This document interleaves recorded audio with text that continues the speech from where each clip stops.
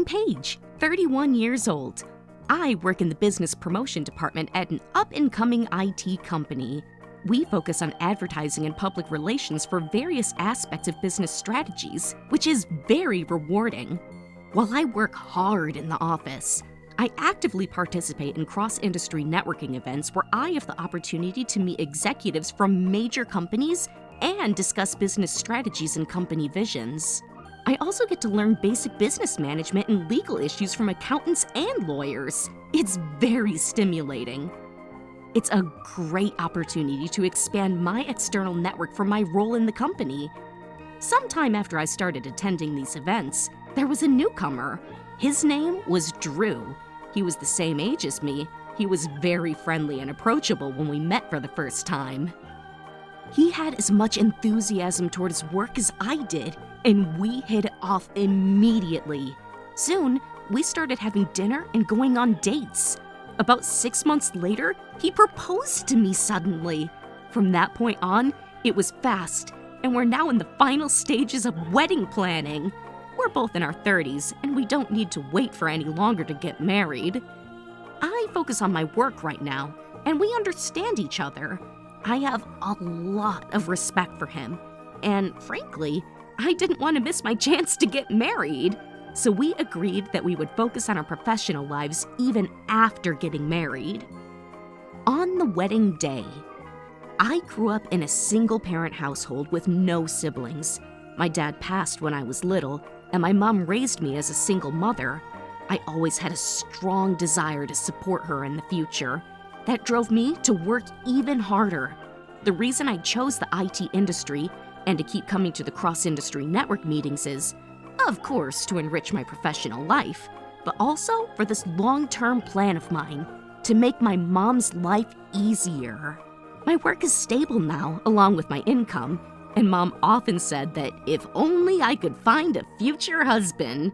And now the day came. I could finally show myself in a wedding gown, and she wouldn't have to worry about me anymore.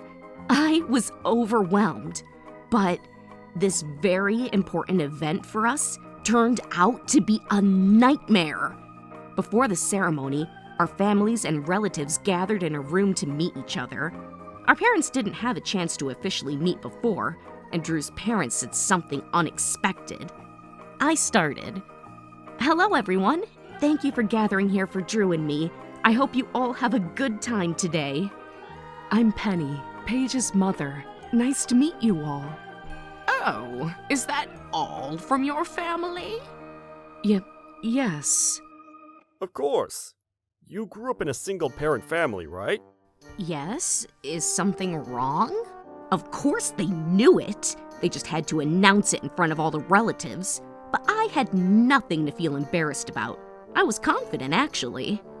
Oh, no! We'll have relatives of a broken family?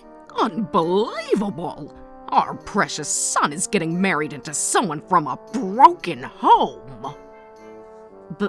Broken home? Mom, you don't need to spell it out. Please, be easy on them today. What do you mean, Drew? Sorry, Mom's only joking. Don't take it so seriously. Today's a happy occasion. What? Joking? I'm not laughing.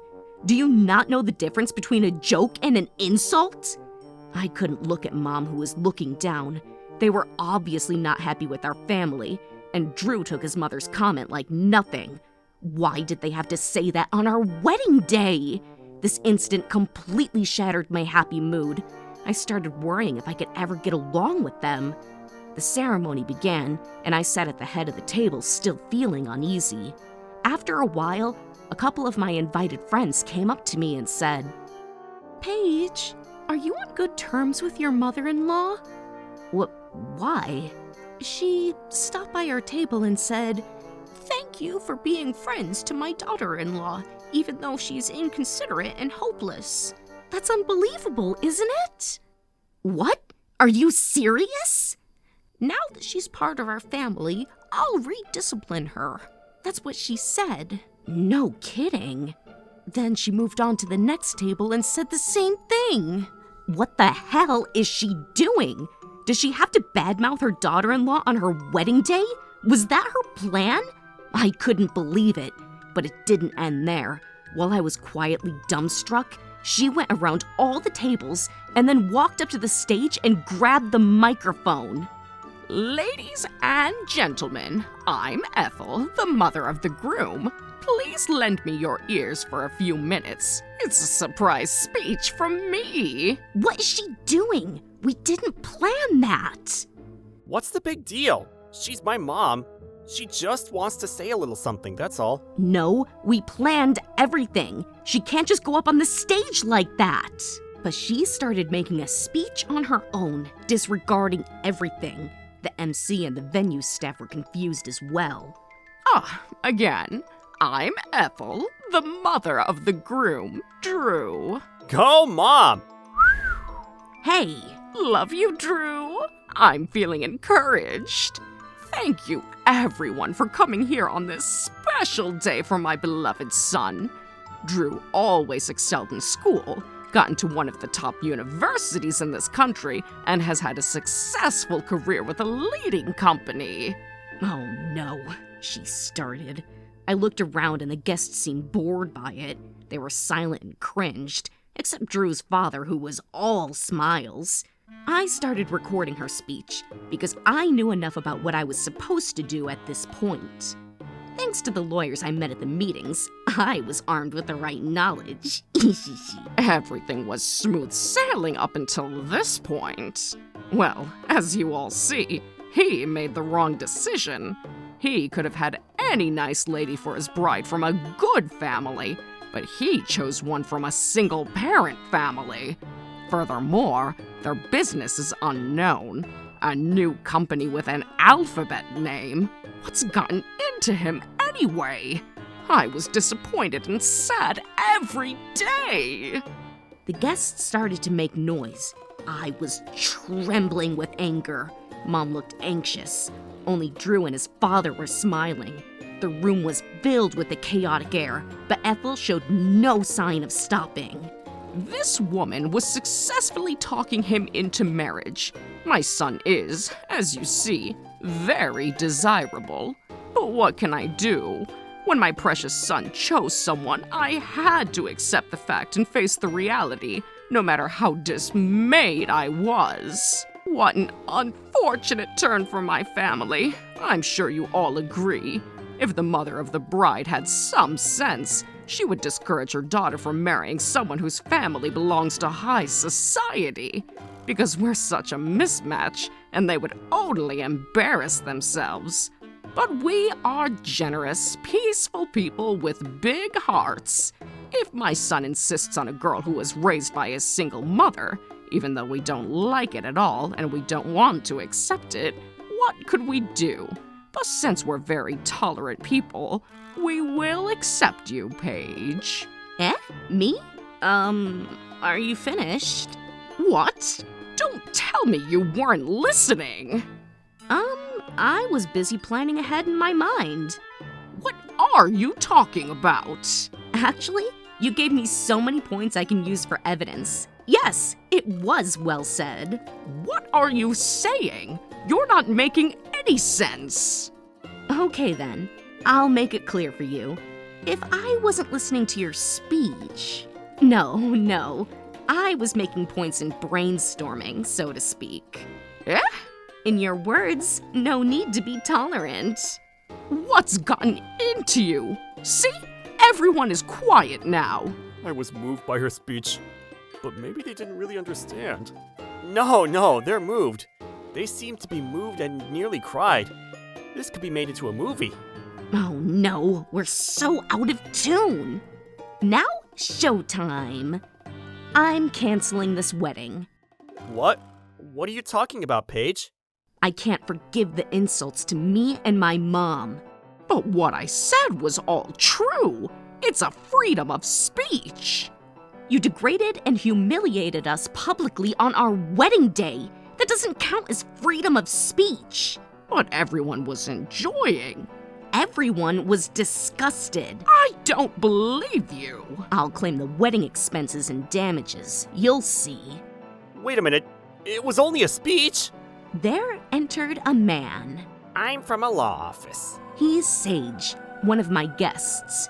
I met him at a cross-industry networking event, and we've been friends since. When I was feeling unsure before the wedding, I talked to him about it. What you have presented here is a legitimate defamation and intentional infliction of emotional distress. You insulted them in front of their guests at a wedding setting and ruined the event. That is undeniable. There will be compensation. Ahem.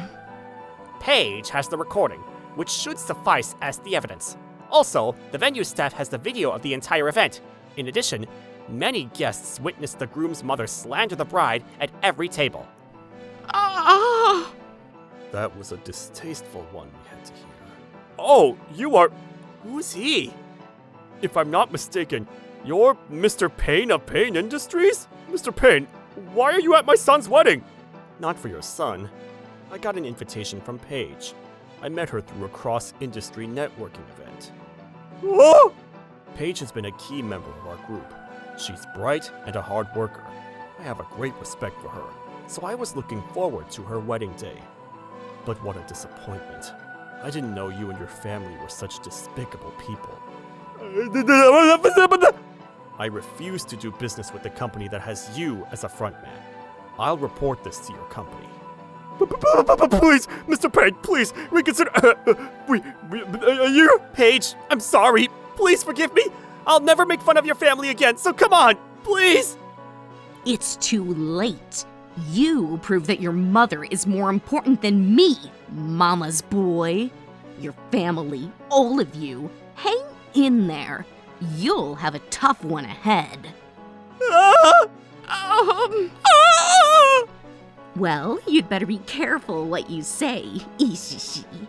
Thus, their son's wedding day turned out to be an entrance to the road to hell. I wasn't hesitant to claim the damages and compensation that we deserved. I sued them. Drew and his dad lost their jobs. Ethel did the same thing to other people in the past, and they sued her too.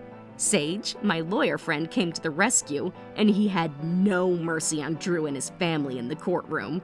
They fell into massive debt, and 2 of them lost their jobs.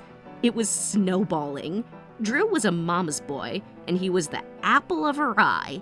But that's fading now, and they argued and cursed each other now. Soon, debt collectors started to show up at their doorstep frequently, and their home was foreclosed. With nowhere to go, they had no choice but to work and board in a deplorable condition. That's the end of their story for inflicting emotional pain on others. The price was high. After that, I realized many people helped and encouraged me on this. I received lots of support from people around me, and I truly appreciate their kindness. Turning misfortune into good fortune. A true friendship is genuine, and sometimes it's the most reliable one in life. Ishishi.